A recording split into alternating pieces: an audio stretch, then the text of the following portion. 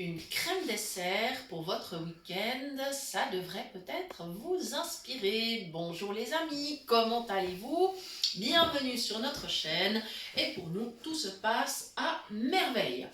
Recette du jour que nous vous proposons. Une crème aux noisettes et pépites de chocolat et on va vous expliquer tout le déroulement. Alors, j'ai déjà préparé la crème parce qu'elle a besoin de refroidir, mais je vais tout vous expliquer. Alors, dans ma casserole, effectivement, pour ceux qui peuvent voir, je vais essayer de vous montrer. Ça joue? Est-ce qu'on voit? Oui. Voilà.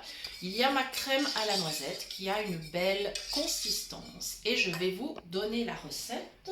Je vais aller prendre place à table. Voilà. Je vais faire comme ceci. Et voilà. Alors, j'ai commencé par mettre dans ma casserole un demi-litre de lait. J'ai mis du sucre de canne. Alors, la quantité, c'est selon vos goûts. Si vous aimez plus ou moins sucré, on va dire minimum 5 cuillères à soupe, maximum 7. Une petite pincée de sel. Une cuillère à soupe bien pleine de maïzena, plus 4 cuillères à soupe de noisettes. Alors j'ai ajouté les noisettes un tout petit peu après, j'ai commencé à chauffer donc mon lait, mon sucre, ma maïzena. Et quand ça a commencé à bien chauffer, là j'ai ajouté les noisettes. Et j'ai laissé épaissir doucement, donc en tournant tout le temps. Dès que ça a commencé à épaissir, eh bien, j'ai sorti bien sûr la casserole du feu. Et j'ai ajouté une petite goutte de kirsch. Ceci est facultatif.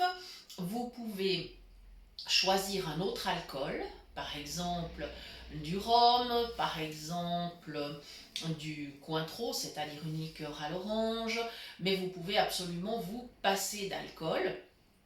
Et vous pourriez tout à fait mettre un zeste d'orange, ça poserait aucun problème. Ça serait très fin parce que ça ira bien et avec la noisette et avec le chocolat. Voilà. Ou alors si vous préférez mettre un petit peu de cannelle par exemple, c'est également possible. Ou un peu de cardamone. Il y a bien des possibilités. À vous de voir ce qui vous plaît le mieux et vous pouvez varier bien sûr.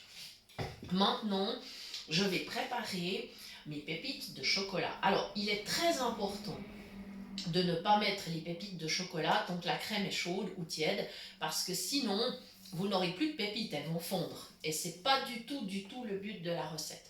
Donc la crème, il va falloir la laisser refroidir et on va préparer donc dans un bol. Alors, j'ai du chocolat crémant, qui est un chocolat noir, qui est fin, c'est-à-dire que c'est un chocolat, normalement, il se déguste en dessert, c'est pas un chocolat de pâtisserie, hein, donc il est vraiment très fin. Mais j'ai envie de l'utiliser justement pour faire mes pépites, parce que les pépites qu'on peut trouver en sachet dans le commerce ne sont pas très fines au niveau du goût. Et je trouve ça extrêmement dommage, d'où la raison pour laquelle je préfère les réaliser moi-même.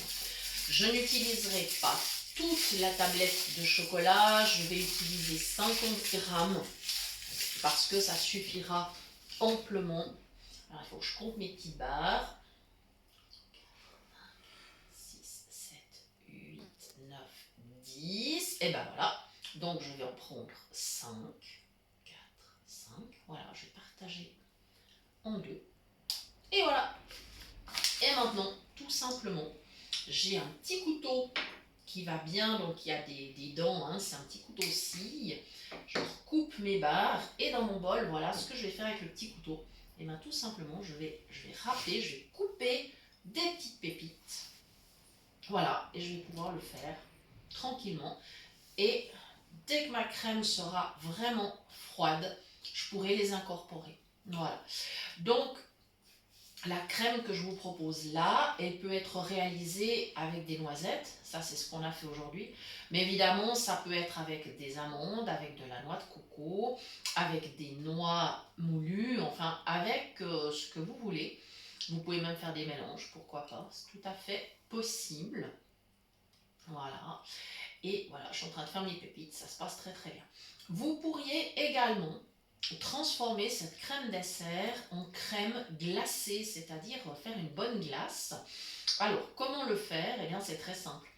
Une fois votre crème refroidie, vous pouvez la mettre en sorbetière et dès que la glace aura pris, vous ajoutez vraiment dans les dernières minutes, vous ajoutez vos petites pépites et ainsi elles vont se mélanger à votre crème glacée et ensuite vous n'avez plus qu'à transférer votre crème glacée soit dans des petits moules individuels, soit dans un plus grand moule pour faire une bûche glacée. Après, c'est votre choix. Si vous souhaitez faire un plus grand bac de glace, vous n'aurez simplement qu'à doubler les quantités. Voilà, donc tout simplement, c'est une recette qui est facile et votre glace, elle peut se conserver au congélateur un bon mois sans problème.